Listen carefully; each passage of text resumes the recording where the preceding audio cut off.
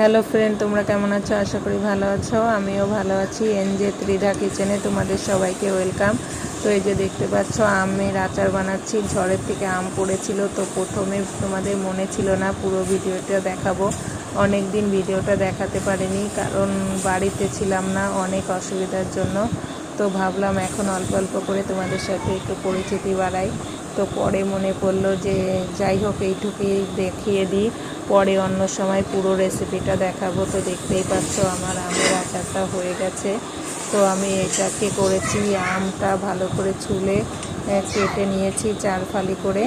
তারপরে তেলের উপরে 5 ফোড়ন দিয়ে আমটাকে ভেজে নুন হলুদ দিয়ে ভালো করে কষিয়ে নিয়ে তার মধ্যে দিয়েছি চিনি।